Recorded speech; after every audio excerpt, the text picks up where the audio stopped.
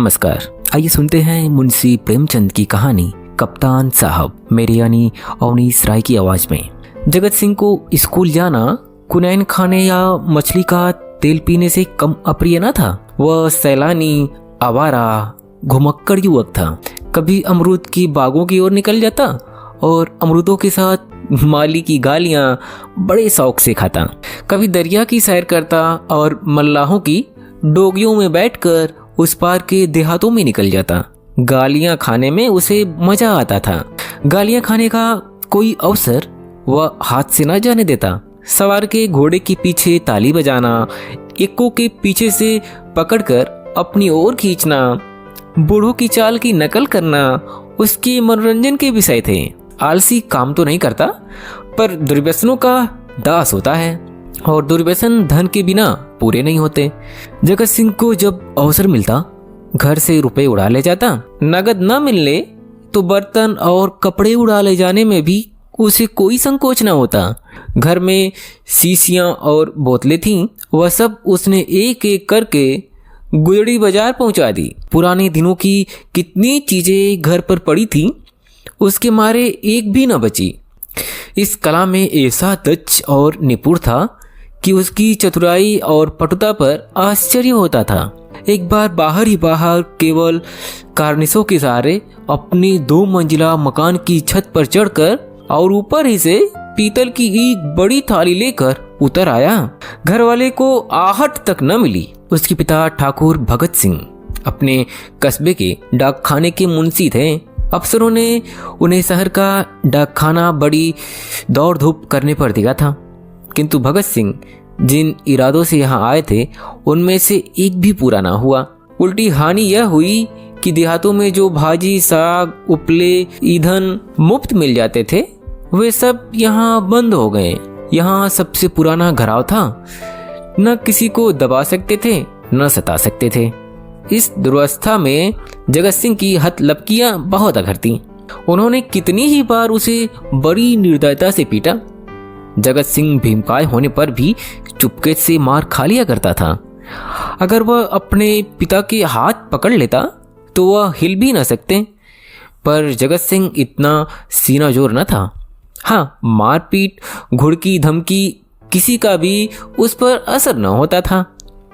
जगत सिंह जो ही घर में कदम रखता, चारों ओर घर से कांव कांव मच जाती। माँ दूर दूर करके दौड़ती, बहनें गालियां देने लगती, मानो घर में कोई सांड घुस आया हो। घर वाले उसकी सूरत से जलते थे।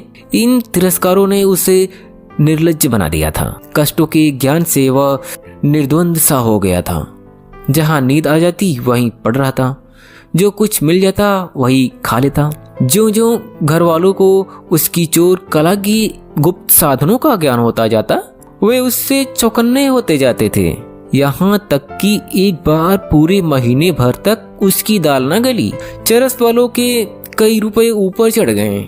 गांजे वाले ने धुआंधार तगाजे करने शुरू किए। हलवाई कड़वी बातें सुनाने लगा। बेचारे जगत को निकलना मुश्किल हो गया। रात दिन ताक झाक में रहता, पर घात न मिलती थी। आखिर एक दिन बिल्ली के भागो छीका टूटा।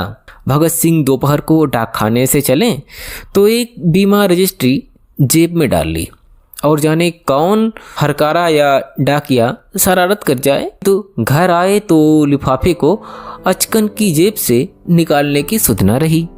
जगत सिंह तो ताक लगाए हुए ही था। पैसे के लोभ से जेब टटोली तो लिफाफा मिल गया। उस पर कई आने की टिकट लगे थे। वह कई बार टिकट चुरा कर आधे दामों पर बेच चुका था। चट लिफाफा उड़ा दिया।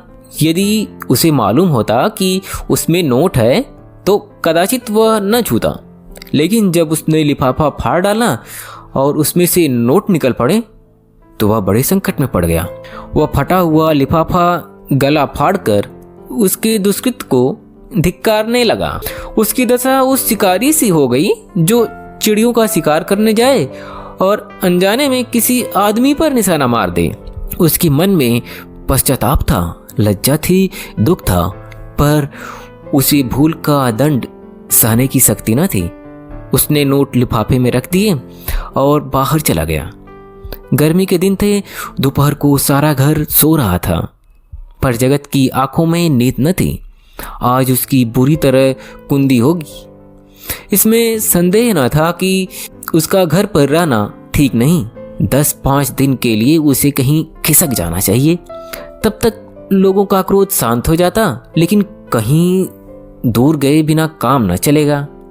बस्ती में वह क्रोध दिन तक अज्ञातवास नहीं कर सकता। कोई न कोई जरूर ही उसका पता देगा और वह पकड़ लिया जाएगा। दूर जाने के लिए कुछ न कुछ खर्च तो पास होना चाहिए। क्यों ना वह लिफाफे से एक नोट निकाल ले, या तो मालूम हो ही जाएगा कि उसी ने लिफाफा फाड़ा है। फिर एक नोट निकाल लेने से क्या हानि है, दादा के पास रुपए तो है ही, झक मार के दे देंगे। यह सोचकर उसने 10 रुपए का नोट उड़ा लिया। मगर उसी वक्त उसके मन में एक नई कल्पना का प्रादुर्भाव हुआ। अगर ये सब रुपए लेकर किसी दूसरे शहर में कोई दुकान खोल ले तो बड़ा मजा हो। फिर एक एक पैसे के लिए उसे क्यों किसी की चोरी करनी पड़े। कुछ दिनों में वह बहुत 100 रुपया जमा करके घर आ जाए तो लोग कितने चकित हो जाएंगे। उसने लिफाफे को फिर निकाला। उसमें कुल 200 रुपए के नोट थे। 200 में दूध की दुकान खूब चल पड़ सकती है। आखिर मुरारी की दुकान में 2-4 कढ़ाव और 2-4 पीतल की थालों के सिवा और क्या है। लेकिन कितने ठाठ से रहता है, रुपयों की चरस उड़ा देता है। एक एक दांव पर 10-10 रुपए रख देता है। नफा ना होता तो वह ठाठ से कहां से निभाता। इस आनंद कल्पना में वह इतना मग्न हुआ कि उसका मन उसके काबू से बाहर हो गया। जैसे प्रवाह में किसी के पांव उखड़ जाएं और वह लहरों में बह जाए। उसी दिन शाम को वह बंबई चल दिया।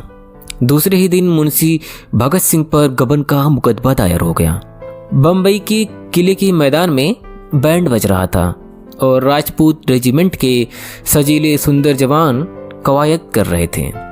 जिस प्रकार हवा बादलों को नए नए रूप में बनाती और बिगाड़ती है, उसी भांति सेनानायक सैनिकों को नए नए रूप में बना बिगाड़ रहा था। जब कवायद खत्म हो गई तो एक गहरे छरहरे डील का युवक नायक के सामने आकर खड़ा हो गया। नायक ने पूछा, क्या नाम है? सैनिक ने फौजी सलाम करके कहा, जगत सिंह। क्या चाहते हो? फौज में भर्ती कर लीजिए। मरने से तो नहीं डरते? बिल्कुल नहीं, राजपूत हूँ। बहुत कड़ी मेहनत करनी पड़ेगी। इसका डर भी नहीं। अदन जाना पड़ेगा। खुशी से जाऊंगा। कप्तान ने देखा बला का हाजिर जवाब मन चला, हिम्मत का धनी जवान है, तुरंत फौज में भर्ती कर लिया। तीसरे दिन रेजिमेंट अदन को रवाना हुआ। मगर ज्यों ज्यों जहाज आगे चलता था, जगत का दिल पीछे रह जाता था। जब तक जमीन का किनारा नजर आता रहा, वह जहाज के डेक पर खड़ा अनुरक्त नेत्रों से उसे देखता रहा। जब वह भूमि तट जल में विलीन हो गया तो उसने एक ठंडी सांस ली और मुंह ढाँप कर रोने लगा। आज जीवन में पहली बार उसे परिजनों की याद आई। वह छोटा सा कस्बा, वह गांजे की दुकान, वह सैर सपाटे, वह सुहद मित्रों की जमघट आंखों में फिरने लगे। कौन जाने फिर कभी उनसे भेंट होगी या नहीं। एक बार वह इतना बेचैन हुआ कि जी में आया पानी में कूद पड़े। जगत सिंह को अदन में रहते 3 महीने गुजर गए। भांति भांति की नवीनताओं में कई दिन तक उसे मुग्ध किए रखा। लेकिन पुराने संस्कार फिर जागृत होने लगे। अब कभी कभी उसे स्नेहमयी माता की याद आने लगी, जो पिता के क्रोध, बहनों के धिक्कार और स्वजनों के तिरस्कार में भी उसकी रक्षा करती थी। उसे वह दिन याद आया जब एक बार वह बीमार पड़ा था। उसके बचने की कोई आशा न थी। न तो पिता को उसकी चिंता थी, न बहनों को। केवल माता थी जो रात की रात उसके सिरहाने बैठी अपनी मधुर स्नेहमयी बातों से उसकी पीड़ा शांत करती रही थी। उन दिनों कितनी बार उसने उस देवी को नीव रात्रि में रोती देखा था। वह स्वयं रोगों से जीर्ण हो रही थी, लेकिन उसकी सेवा शुश्रूषा में अपनी व्यथा को ऐसी भूल गई थी मानो उसे कोई कष्ट ही नहीं। क्या उसी माता के दर्शन फिर होंगे? वह इसी क्षोभ और नैराश्य में समुद्र तट पर चला जाता और घंटों अनंत जल प्रवाह को देखा करता। कई दिनों से उसे घर पर एक पत्र भेजने की इच्छा हो रही थी। किंतु लज्जा और ग्लानि के कारण वह टालता जाता था। आखिर एक दिन उससे न रहा गया। उसने पत्र लिखा और अपने अपराधों के लिए क्षमा मांगी। पत्र आदि में अंत तक भक्ति से भरा हुआ था। अंत में उसने इन शब्दों से अपनी माता को आश्वासन दिया था, माता जी, मैंने बड़े बड़े उत्पात किए हैं, आप लोग मुझसे तंग आ गए थे।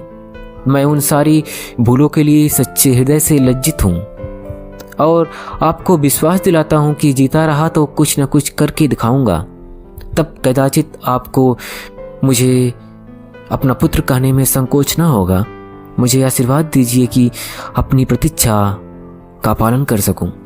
यह पत्र लिखकर उसने डाकखाने में छोड़ा और उसी दिन उत्तर की प्रतीक्षा करने लगा। किंतु 1 महीना गुजर गया और कोई जवाब न आया। उसका जी घबराने लगा। जवाब क्यों नहीं आता? कहीं माताजी बीमार तो नहीं है? शायद दादा ने क्रोधवश जवाब न लिखा होगा। कोई और विपत्ति तो नहीं आ पड़ी? कैंप में एक वृक्ष के नीचे कुछ सिपाहियों ने शालिग्राम की एक मूर्ति रख छोड़ी थी। कुछ श्रद्धालु सैनिक रोज उस प्रतिमा पर जल चढ़ाया करते थे। जगत सिंह उसकी हंसी उड़ाया करता, पर आज आप वह विक्षिप्तों की भांति प्रतिमा के सम्मुख जाकर बड़ी देर तक मस्तक झुकाए बैठा रहा। वह इसी ध्यानावस्था में बैठा था कि किसी ने उसका नाम लेकर पुकारा। यह दफ्तर का चपरासी था। उसके नाम की चिट्ठी लेकर आया था। जगत सिंह ने पत्र हाथ में लिया तो उसकी सांसें देह कांप उठी। ईश्वर की स्तुति करके उसने लिफाफा खोला और पत्र पढ़ा। लिखा था, तुम्हारे दादा को गबन के अभियोग में 5 वर्ष की सजा हो गई। तुम्हारी माता इस शोक में मरणासन में है। छुट्टी मिली तो घर चले आओ। जगत सिंह ने उसी वक्त कप्तान के पास जाकर कहा, हुजूर, मेरी माँ बीमार है, मुझे छुट्टी दे दीजिए। कप्तान ने कठोर आंखों से देखकर कहा, अभी छुट्टी नहीं मिल सकती तो मेरा इस्तीफा ले लीजिए। अभी इस्तीफा भी नहीं लिया जा सकता। मैं अब एक क्षण भी नहीं रह सकता। रहना पड़ेगा। तुम लोगों को बहुत जल्द लाम पर जाना पड़ेगा। लड़ाई छिड़ गई। तब मैं घर नहीं जाऊंगा। हम लोग कब तक यहाँ से जाएंगे? बहुत जल्द, 2 ही 4 दिनों में। 4 वर्ष बीत गए। कैप्टन जगत सिंह सा योद्धा उस रेजिमेंट में नहीं है। कठिन अवस्थाओं में उसका साहस और उत्तेजित हो जाता है। जिस मुहिम में सबकी हिम्मत जवाब दे जाती है, उसे सर करना उसी का काम है। हल्ले और धावे में वह सदैव सबसे आगे रहता है। उसकी त्योरियों पर कभी मैल नहीं आता। उसके साथ ही वह इतना विनम्र, इतना गंभीर, इतना प्रसन्नचित्त है कि सारे अफसर और मातहत उसकी बड़ाई करते हैं। उसका पुनर्जीवन सा हो गया। उस पर अफसरों का इतना विश्वास है कि अब वे प्रत्येक विषय में उससे परामर्श करते हैं। जिससे पूछिए वही वीर जगत सिंह की विरुद्धादली सुना देगा। कैसे उसने जर्मन की मैगजीन में आग लगाई, कैसे अपने कप्तान को मशीन गनों की मार से निकाला, कैसे अपने एक मातहत सिपाही को कंधे पर लेकर निकल आया। ऐसा जान पड़ता है उसे अपने प्राणों का मोह नहीं, मानो वह काल को खोजता फिरता हो। लेकिन नित्य रात के समय जब जगत सिंह को अवकाश मिलता है, वह अपने झोलदारी में अकेले बैठकर घर वालों की याद कर लिया करता है। 2-4 आंसू की बूंदें अवश्य गिरा देता है। वह प्रतिमास अपने वेतन का बड़ा भाग घर भेज देता है और ऐसा कोई सप्ताह नहीं जाता जबकि वह माता को पत्र न लिखता हो। सबसे बड़ी चिंता उसे अपने पिता की है, जो आज उसी के दुष्कर्मों के कारण कारावास की यातना झेल रहे हैं। हाय, वह कौन सा दिन होगा जबकि वह उनके चरणों पर सिर रखकर अपना अपराध क्षमा कराएगा और वह उसके सिर पर हाथ रखकर आशीर्वाद देंगे। 7.25 वर्ष बीत गए। संध्या का समय है। नैनी जेल के द्वार पर भीड़ लगी है। कितने ही कैदियों की मियाद पूरी हो गई है। उन्हें लिवा ले जाने के लिए घर वाले आए हुए हैं। किंतु बूढ़ा भगत सिंह अपनी अंधेरी कोठरी में सिर झुकाए उदास बैठा हुआ है। उसकी कमर झुककर कमान हो गई है। देह अस्थिमंजर मात्र रह गई है। ऐसा जान पड़ता है किसी चतुर शिल्पी ने एक अकाल पीड़ित मनुष्य की मूर्ति बनाकर रख दी है। उसकी भी मियाद पूरी हो गई है, लेकिन उसके घर से कोई नहीं आया। आए कौन? आने वाला था ही कौन। एक बूढ़ा किंतु हिष्ट पुष्ट कैदी ने आकर उसका कंधा हिलाया और बोला, कहो भगत, कोई घर से नहीं आया? भगत सिंह ने कंपित कंठस्वर से कहा, घर पर है ही कौन? घर तो चलोगे ही? मेरा घर कहाँ है? तो क्या यहीं पड़े रहोगे? अगर ये लोग निकाल ना देंगे तो यहीं पड़ा रहूंगा। आज 4 साल बाद भगत सिंह को अपने प्रताड़ित निर्वासित पुत्र की याद आ रही थी, जिसके कारण जीवन का सर्वनाश हो गया, आबरू मिट गई, घर बर्बाद हो गया। उसकी स्मृति भी असह्य थी, किंतु आज नैराश्य और दुख की अथाह सागर में डूबते हुए उन्होंने उसी तिनके का सहारा लिया। न जाने उस बेचारे की क्या दशा हुई। लाख बुरा हो तो भी अपना लड़का है, खानदान की निशानी तो है। मरूंगा तो 4 आंसू तो बहाएगा, 2 चुल्लू पानी तो देगा। हाय, मैंने उसके साथ कभी प्रेम का व्यवहार नहीं किया। जरा भी शरारत करता तो यमदूत की भांति उसकी गर्दन पर सवार हो जाता। एक बार रसोई में बिना पैर धोए चले जाने के दंड में मैंने उसे उल्टा लटका दिया था। कितनी बार केवल जोर से बोलने पर मैंने उसे तमाचे लगाए थे। पुत्र सा रत्न पाकर मैंने उसका आदर न किया। उसी का दंड है। जहाँ प्रेम का बंधन शिथिल हो, वहाँ परिवार की रक्षा कैसे हो सकती। सवेरा हुआ, आशा का सूर्य निकला। आज उसकी रश्मियाँ कितनी कोमल और मधुर थी, वायु कितनी सुखद, आकाश कितना मनोहर, वृक्ष कितने हरे भरे, पक्षियों का कलरव कितना मीठा।